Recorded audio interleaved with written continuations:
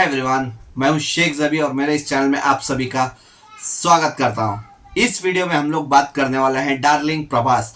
मतलब डार्लिंग प्रभास को बॉलीवुड जो हिंदी ऑडियंस जो बोलते हैं, हिंदी ऑडियंस कब से जानती है? आफ्टर बाहुबली जो 2014 या 15 में आई, तो उसके बाद बॉलीवुड ऑडियंस जो हिंदी मूवीज देखना पसंद करती है तो वो लोग जानते हैं।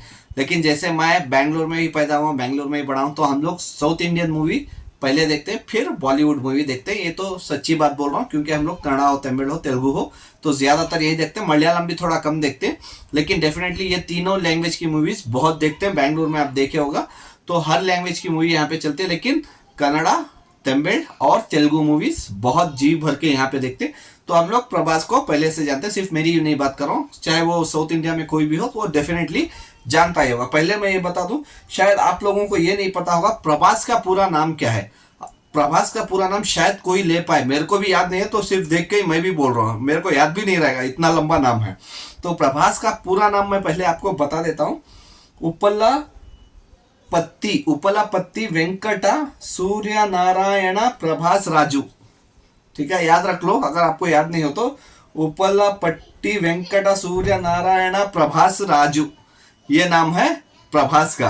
तो अभी मैं इस वीडियो में यही बताने वाला हूँ, प्रभास की पहली मूवी से लेके बाहुबली तक, मतलब बाहुबली 1 तक, तो कितनी मूवीज हिट हुई है, कितनी ब्लॉकबस्टर हुई है, कितनी डिजास्टर हुई है, कितनी फ्लॉप हुई है, इसकी जानकारी मैं आपको देने वाला हूं। तो मिस मत कीजिए। हर मूवी का मतलब छोटा छोटा ही डिटेल बताऊंगा, या हिट हुई या फ्लॉप हुई।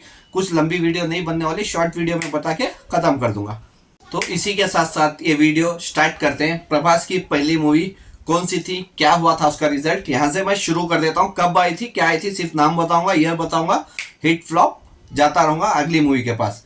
तो ईश्वरा पहली मूवी थी प्रभास की, जो तेलुगु लैंग्वेज में थी, क्योंकि वो सब ऑलमोस्ट तेलुगु लैंग्वेज में ही किए, दूसरी लैंग्वेज में किए नहीं।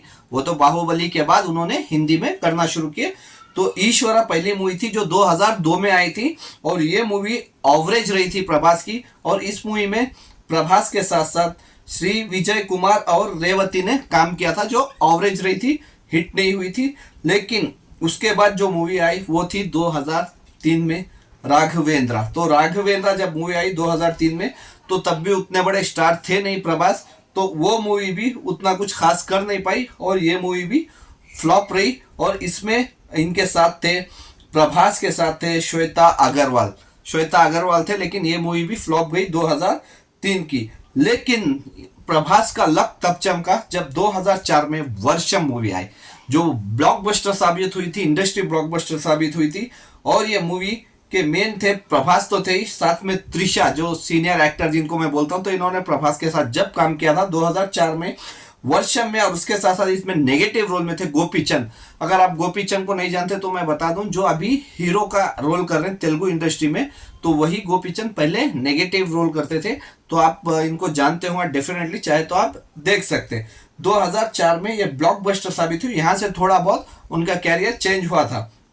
लेकिन उसके साथ साथ अडवाणी रामुडू करके मूवी आई थी 2004 में, वो भी पिट गई, मतलब फ्लॉप गई। और उसमें थे प्रभास, आरती अग्रवाल और रवि बाबू मौजूद थे, लेकिन वो मूवी भी फ्लॉप गई, जो चौथी मूवी थी। और पांचवी मूवी के बारे में मैं बात करूं, चक्रम आई थी, तो ये मूवी भी मैं बता दूं, ये मूवी डिजास्टर गई थी, तो उतना कुछ हिट नहीं थी, डिजास्टर गई थी। इसमें भी प्रभास थे और चरमने कौर करके कोई एक्ट्रेस थी, जो ये मूवी भी गई, डिजास्टर हुई वो भी। लेकिन उसके बाद 2005 में ही एक और मूवी थी जो इनका नसीब बदलने वाली थी, वो कोई और नहीं, एस राजामौली जी के साथ पहली मूवी इनकी बनी थी छत्रपति का आपने रीमेक भी शायद हिंदी में अभी रिसेंटली किया था, जो तेलुगु के ही एक्टर हैं, लेकिन वो फ्लॉप हो गई थी हिंदी में।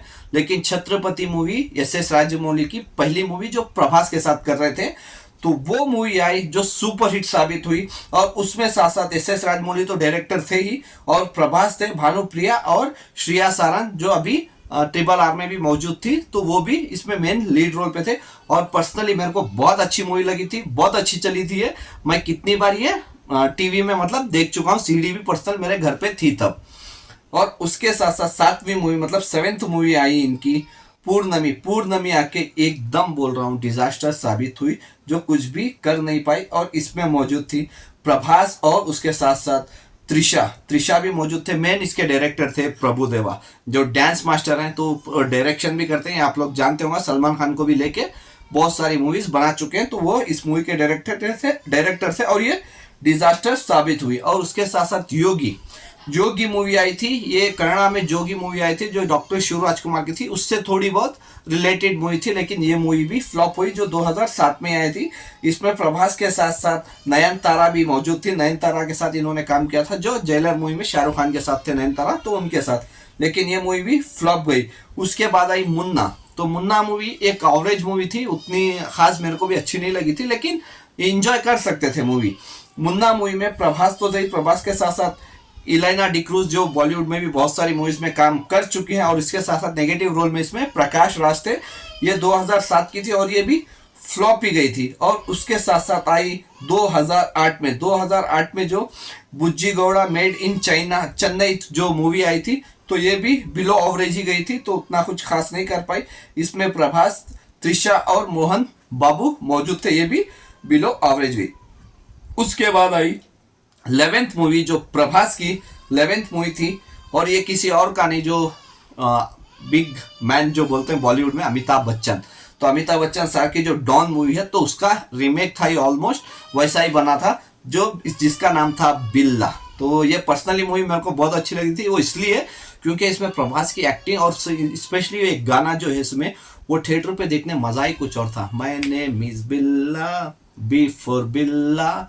तो वो सॉन्ग बहुत अच्छा चला था, मेरे को बहुत अच्छा लगता है, आज भी मेरे फोन में वो सॉन्ग मौजूद है। और इसमें मौजूद थे प्रभास तो थे ही, अनुष्का शेट्टी इसमें मेन लीड एक्ट्रेस थी, जो ये भी लेकिन बिलो एवरेज ही रही, हिट नहीं दे पाई। और उसके बाद आई 2009 में एक निरंजन, जो वो भी फ्लॉप ही रही। प्रभास, कंगना रनावत, ठीक है, प्रभास, कंगना रनावत और सोनू सूद नेगेटिव रोल में थे, तो वो मूवी भी कुछ खास नहीं थी, तो वो भी फ्लॉप ही गई थी। उसके बाद आई डार्लिंग। तो डार्लिंग मूवी, यहां से इसके बाद इनका नाम रखा गया प्रभास का, डार्लिंग प्रभास, क्योंकि ये सुपर हिट साबित हुई थी। और इसमें प्रभास के साथ साथ काजल अग्रवाल मौजूद थे, तो ये मूवी सुपर हिट हुई थी डार्लिंग, तो यहीं से इनका नाम डार्लिंग करके रखा गया। तो डार्लिंग प्रभास, इसके बाद से प्रभास को पुकारने लगे थे, जो 2010 में आई थी। उसके बाद डार्लिंग प्रभास नाम इनका रखा गया। और उसके बाद आई 2011 में मिस्टर परफेक्ट, जो इनकी 14th मूवी थी। मिस्टर परफेक्ट भी आगे सुपर हिट गई, और उसमें मौजूद थे प्रभास, काजल अग्रवाल और प्रकाश राज, तो ये लोग मौजूद थे, और वो भी सुपर हिट गई थी। और उसके बाद 15th मूवी इनकी आई रेबल आई, तो वो भी कुछ मतलब ओवर एक्शन था, मतलब ये देखने में आपको एंजॉय तो लगेगा, लेकिन उसमें ना ओवर ज्यादा एक्शन था, और नॉर्मली जैसे स्टोरी रहती है उसी हिसाब की स्टोरी थी, तो इसीलिए उतना खास कुछ कर नहीं पाई। इसमें प्रभास और तमन्ना भाटिया मौजूद थे, लेकिन ये मूवी भी बिलो एवरेज रही। उसके बाद आई इनकी 16वीं मूवी मिर्ची मतलब हंसेंगे, लेकिन ये मिर्ची नाम है, ये बहुत अच्छी मूवी है, कितने बार मैं देखा हूँ पता नहीं। और ये लोग हिंदी में भी बहुत बार अलग नाम से, वो खिलाड़ी 7, खिलाड़ी 6 या कुछ नाम से रिलीज कर देते हैं हिंदी में, जी सिनेमा में या गोल्ड स्टार में किसी में। तो ये मूवी बहुत अच्छी मूवी थी, मेरे को पर्सनली बहुत अच्छी लगी थी। इसमें मौजूद हैं प्रभास और अनुष्का शेट्टी, जो बाहुबली में मौजूद हैं अनुष्का शेट्टी, तो वही। लेकिन उसके बाद 17वीं मूवी आई, जो 17 और सबको खतरा रहता है, तो ये 17वीं मूवी आई प्रभास की, जो सबको खतरा करके चली गई, और वो थी बाहुबली 1। इनकी 17वीं मूवी आई थी बाहुबली 1, जो बाहुबली द बिगिनिंग के नाम से आई 17, और ये 17 नंबर आके सबको खतरा करके सबको खत्म कर दिया। और यहीं से प्रभास पैन इंडिया सुपरस्टार, पहला सुपरस्टार इंडिया वालों को मिला, जो हर लैंग्वेज में मतलब हर जनरेशन को पसंद आ गया। बाहुबली 1, जो आप सभी को जानते ही हैं, बाहुबली 1 अभी क्या बोलूं, एस राजमौली जी के साथ इनकी सेकेंड मूवी थी। आफ्टर छत्रपति के बाद सेकेंड मूवी इनकी बाहुबली 1 थी, जो सेकेंड मूवी प्रभास और एस राजमौली जी के साथ थी। और इसमें आप जानते हैं प्रभास के साथ राणा दगुपति और अनुष्का शेट्टी मौजूद थे, और उसकी स्टोरी भी मैं आपको क्या बताऊं, सब आपको पता ही है।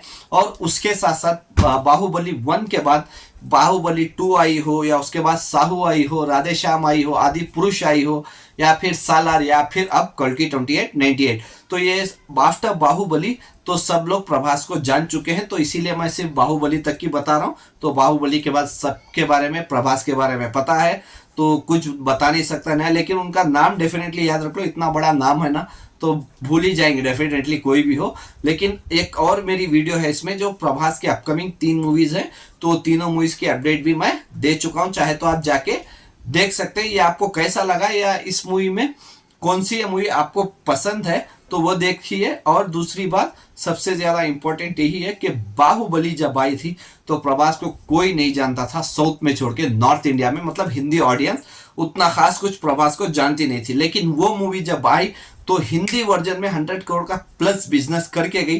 तो वहां पे एक पॉइंट ऐसा मतलब एस राजमौली जी ने छोड़ा था, जो सबको पता है कट्टाप्पा ने बाहुबली को क्यों मारा, तो वो एक ही रीजन था, वहां से प्रभास की निकल पड़ी। तो जो आज तक Prabhas, darling Prabhas pan India superstar है, शायद हमेशा वही रहेंगे जो पैन इंडिया सुपरस्टार, जो पहले सुपरस्टार बने, तो शायद वही डेफिनेटली रहेंगे। तो आपके हिसाब से क्या लगता है, प्रभास ही पैन इंडिया सुपरस्टार पहले है या कोई और पहले बन चुका है? आप मेरे को कमेंट्स में बता सकते हैं। Bye, take care.